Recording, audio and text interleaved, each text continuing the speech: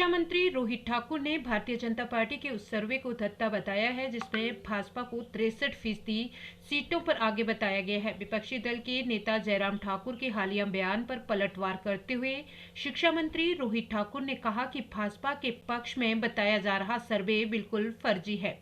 रोहित ठाकुर ने कहा कि जिस प्रकार भारतीय जनता पार्टी धनबल के दुरुपयोग के लिए प्रसिद्ध है, उसी प्रकार भाजपा के पक्ष में करार दिया जा रहा सर्वे भी झूठा है। पार्टी मुख्यालय राजीव भवन में उन्होंने कहा कि भाजपा साम दाम दंड भेद की रणनीति कर रही है और आम जनता के बीच में मनोवैज्ञानिक तौर पर जीत की झूठी संरचना रची जा रही है। उन्होंने कहा कि स्थिति बिल्कुल भिन्न है। हिमाचल प्रदेश में लोकसभा चुनावों में तो कांग्रेस जीत दर्ज करेगी, साथ ही यहाँ होने वाले उपचुनावों में भी विजय घोषित होगी और भाजपा और जयराम ठाकुर परास्त होंगे। एक ही बात कर रहे हैं, मैंने तो कह रही देखा नहीं, लेकिन आमतौर पे जिस तरह का प्रचलन भारतीय जनता पार्टी करती है, धन का उपयोग करती है, दुरुपयोग करती है, तो निश्चित रूप में ये प्लांटेड सर्वे है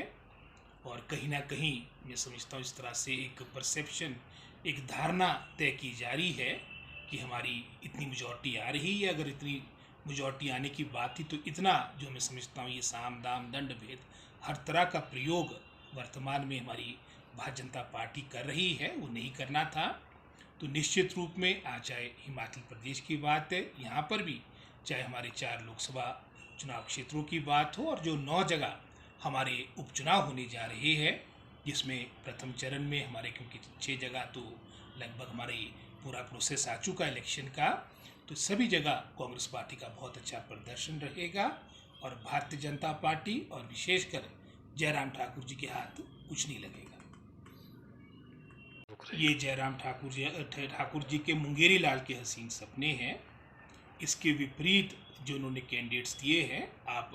पहले जयराम ठाकुर जी को अपने गिराबान विशेषकर मंडी संसदीय क्षेत्र की तरफ नज़र डालनी चाहिए।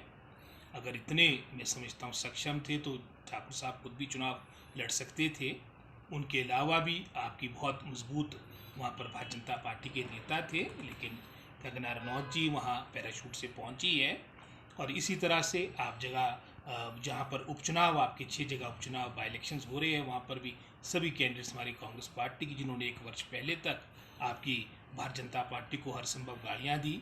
और प्रचार को भारतीय जनता पार्टी के खिलाफ किया, अब भारतीय जनता पार्टी के प्रत्याशी के रूप में जनता जनार्दन के बीच जा रहे हैं। कांग्रेस पार्टी सोच समझ के गुण दोष के आधार पर, और मैं समझता हूँ जिस तरह से जल्दबाजी में भारतीय जनता पार्टी ने जो टिकट दिए, जो उनको कल को मैं समझता हूँ उनको नुकसान सहना पड़ेगा। कांग्रेस पार्टी ने 2022 के इलेक्शन में भी सोच समझ के मेरिट के आधार पर टिकट दिए थे और हम इस चुनाव के दौरान भी, चाहे पार्लियामेंट के इलेक्शन की बात हो, चाहे बाई इलेक्शंस की बात हो, मेरिट के आधार पर, विनेबिलिटी के आधार पर और अपनी पार्टी के प्रति समर्पण के आधार पर जो भारतीय जनता पार्टी तो मात्र सत्ता प्राप्ति का ही इनका एक लक्ष्य रहता है। जैसे मैंने उदाहरण इन बाई इलेक्शंस का आपके समक्ष रखा है। सभी जो बीजेपी के भी जो वरिष्ठ लीडर्स थे, जो पूर्व में मंत्री रहे, बहुत वरिष्ठ नेता रहे भारतीय जनता पार्टी के, उनके सबके मैं समझता हूँ उनके एक तरह से उनके सिर कलम करके वहाँ पर टिकट हमारे जो बागी थे उनको टिकट दिए गए हैं। और ये सारी बातें हिमाचल प्रदेश की जनता जनार्दन, जो मैं समझता हूँ हर तरह से सक्षम है, क्योंकि प्रदेश देवभूमि है,